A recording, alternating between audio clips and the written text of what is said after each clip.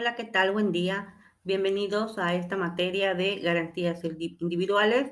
El día de hoy vamos a continuar desarrollando nuestra unidad número uno, que como mencionamos en la clase pasada, tiene básicamente como objetivo general analizar la influencia y la formación de las garantías individuales como protectores de los derechos desde la antigüedad hasta nuestra época. Estamos vislumbrando diversos aconteceres en el devenir de la historia. Específicamente en la clase anterior, vislumbramos tiempos remotos. En el tema número 2 que vamos a desarrollar el día de hoy, tendremos la magnífica oportunidad de distinguir algunos aspectos históricos de la creación del derecho en las grandes civilizaciones de la antigüedad. Específicamente, vamos a identificar aspectos importantes de Grecia, Roma, India y China. Son estos cuatro civilizaciones que vamos a ir identificando en el transcurso de este tema número 2.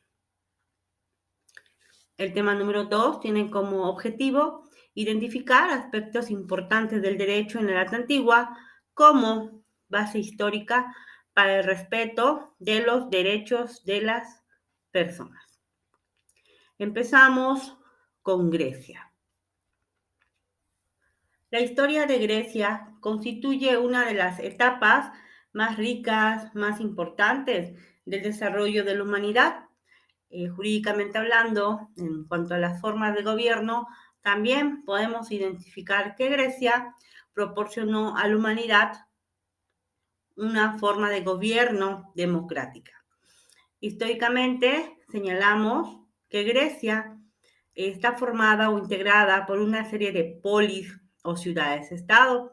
En el transcurso y en el desarrollo de los periodos históricos que lo integran, que son el periodo arcaico, en el periodo clásico y el periodo helenístico, fueron surgiendo y desarrollándose dos ciudades en especial, que son Atenas y Esparta. Cada una de estas polis tenían características propias que las identificaban y que en un momento dado sentaron las bases de las organizaciones políticas que regirían en el futuro. Podemos entonces, en esta presentación que tenemos en pantalla, vislumbrar las diferencias en cuanto a la organización política de estas dos grandes polis.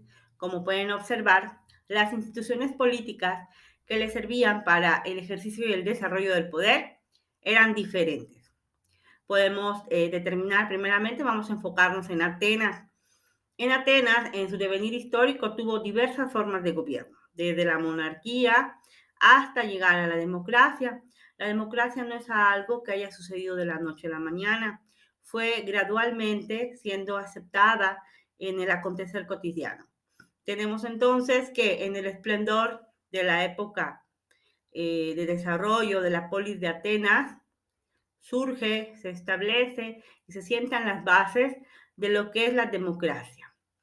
Pero hay que tener en cuenta que el tipo de democracia que en un momento dado se vislumbraba aquí no era una democracia al 100% como la conocemos al día de hoy.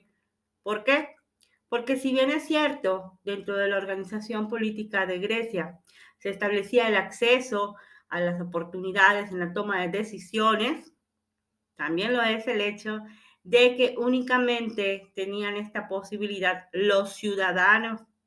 ¿Por qué? Porque las otras clases sociales que existían, como los extranjeros, metecos, esclavos y las mujeres, no tenían este acceso a la toma de decisiones ni a la participación en las instituciones políticas de la organización política de esta polis.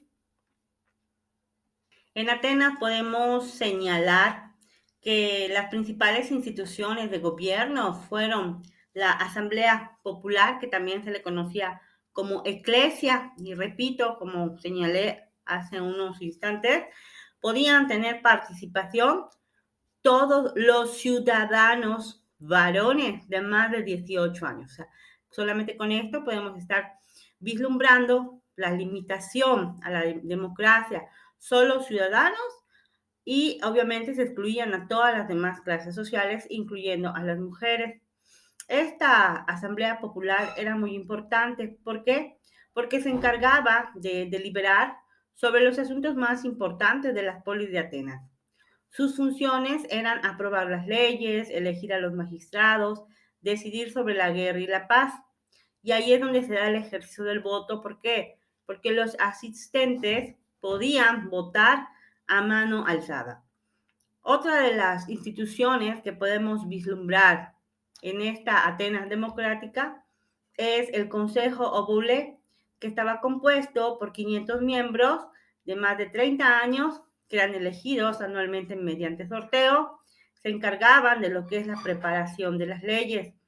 Igualmente tenemos los estrategas que se encargan del ejército y los magistrados, básicamente son los que dan la cara propiamente en este ejercicio y el uso del poder en la Atenas antigua. Este tipo de gobierno democrático no era aplicable en todas las polis. Por ejemplo, tenemos a Esparta, que era otra de las grandes ciudades que se desarrolló, donde la forma de gobierno era una oligarquía, o sea, un gobierno de una élite de guerreros. El gobierno espartano se basó en unas leyes muy rígidas y muy estrictas. Las polis estaban gobernadas por dos reyes que conformaban una diarquía y representaban precisamente a la principal autoridad. Con el transcurso del tiempo, estos reyes fueron perdiendo poderes hasta convertirse solo en jefes militares. Un rey se encargaba de los asuntos militares y el otro rey se encargaba de los asuntos religiosos. Aquí podemos identificar entonces una clara diferencia entre los diversos gobiernos de las polis de Grecia. Podemos identificar, y se dice y cuenta la leyenda por ahí, que Pericles fue considerado como el primer abogado en la historia, reconocido por sus grandes habilidades en oratoria, y era requerido por familiares, conocidos, por amigos, para ayudarlos, para representarlos, para apoyarlos en los juicios orales. Como referí al comienzo, el camino a la democracia en Atenas no fue algo que se haya dado de la noche a la mañana. Podemos identificar algunos de los personajes de la política que fueron dando estos cimientos de poco en poco. Tenemos a Dracón, a Solón y a Clístenes, que son de los tres personajes que debemos de identificar como aquellos legisladores que propusieron las reformas necesarias que fueron llevando poco a poco a Grecia a este tipo de gobierno democrático. El camino hacia la democracia en Grecia estuvo plagado de obstáculos. Básicamente consistió en el proceso de arrancar privilegios a la aristocracia y dárselos al pueblo.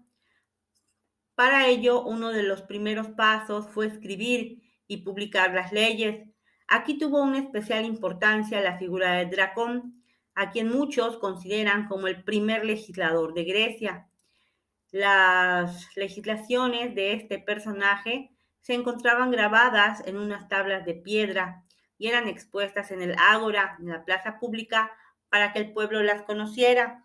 Recuerden que una de las partes importantes de las polis es precisamente el ágora. El ágora son como la plaza principal que tenemos al día de hoy, y ahí aprovechaban precisamente hacer este conocimiento de la población de las leyes para que se pudieran aplicar de una manera concreta y correcta. Las leyes escritas con sangre, el código de dragón.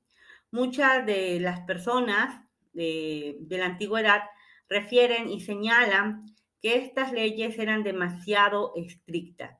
Podría considerarse que por primera vez las leyes fueron escritas con este personaje, y de esta manera fue muy importante porque pues evitaba que las personas dijeran existe, no existe, que se pusieran en duda, porque si ya estaban puestas, estaban exhibidas, eran de conocimiento del público, pues era más fácil lograr en un momento dado la aplicación. ¿Y cuál era el objetivo entonces de tener por escrito estas leyes o este código de Dracón? Pues el objetivo era precisamente evitar las arbitrariedades y que los atenienses fueran iguales ante una ley escrita y por lo tanto más objetiva. De esta manera podemos vislumbrar cómo el derecho va apoyando la evolución de la sociedad, se va ajustando a las necesidades de la época, a los requerimientos en ese entonces, y también podemos vislumbrar, podemos identificar que ya existe un reconocimiento de que existen derechos y de que se deben de establecer pautas jurídicas para hacer valer, para hacer respetar estos mismos derechos. Se dice que las leyes draconianas tenían y establecían en su contenido diversas penas pecuniarias, resaltaban la supremacía de los poderes públicos y aplicaban y establecían en su contenido una serie de castigos, y de ahí que le digan el dicho que mencioné hace un momentito, de que las leyes se escriben con sangre, que generalmente los castigos que establecía, las penas que establecían estas leyes, era la pena de muerte. Esta severidad hizo que el adjetivo draconiano llegase a la posteridad como sinónimo de inhumano, o sea, excesivamente rígido o drástico. Cuando te dicen eres un draconiano, es que eres excesivamente rígido o excesivamente drástico, ¿ok? Uno de los poetas de la época, poetas políticos de la época, refirió: las leyes de Dracón habían sido escritas con sangre y no con tinta. Eran tan severas, tan severas, que con el transcurso del tiempo, poco a poco, fueron abolidas. Y no es que existiera algún decreto que expresamente determinara que se dejaran de aplicar, sino que simplemente se dejaron de cumplir. Otro de los personajes que podemos identificar que también da seguimiento al establecimiento del cimiento de la democracia en Grecia, Solón. Nos dice que también Solón es un legislador griego que tenía un decálogo, como pueden observar acá en pantalla, alguna de sus premisas, te lo voy a comentar, dice: no mientas, dedícate a lo que es útil, antes de mandar, aprende a obedecer, no te mezcles con los perversos, honra a los dioses, y así podemos identificar algunas de las premisas que formaban parte de la política de Solón y que precisamente, como podemos observar, también tiende al respeto de las personas, al respeto hacia los derechos de los demás. La primera reforma impuesta por Solón de Atenas fue la proclamación de la Seisactia. ¿Qué significa o qué quiere decir esto? Este término es muy importante porque forma base de las reformas de Solón. Con esta proclamación se abolieron todas las deudas de los ciudadanos sin que los nobles tuviesen derecho a compensación alguna. Recordemos que hasta ese momento los habitantes, las personas de Atenas, que obviamente no pertenecían a la clase rica y poderosa y que generalmente tenían necesidades económicas y recurrían a préstamos, y posteriormente se les hacía imposible devolver el dinero, pues, ¿qué es lo que sucedía con estas personas? Que simplemente pagaban con su persona su deuda, es decir, se convertían en esclavos. ¿De quién? Pues de los aristócratas, de los ricos, de los poderosos. Y con estas reformas, Solón liberó a los campesinos de su grave endeudamiento y eliminó la servidumbre por deudas, limitó la extensión máxima de las propiedades, creó un sistema monetario propio de Atenas, limitando de esta manera, con sus reformas, con sus preceptos, en cierta manera, el poder que tenían las clases altas en Grecia. Entonces, las reformas de Solón, como podemos vislumbrar, ya van dando forma a lo que es el respeto al derecho de las personas, o sea, no por el hecho de ser de clase alta o de clase baja, vas a ser tratado de manera desigual o de manera diferente. Por eso las reformas de Solón se dicen que son muy importantes al establecer precisamente las bases de lo que es la democracia. Otro de los personajes que se consideran en este trayecto arduo para el desarrollo y el establecimiento definitivo de la democracia en Grecia es Clístenes.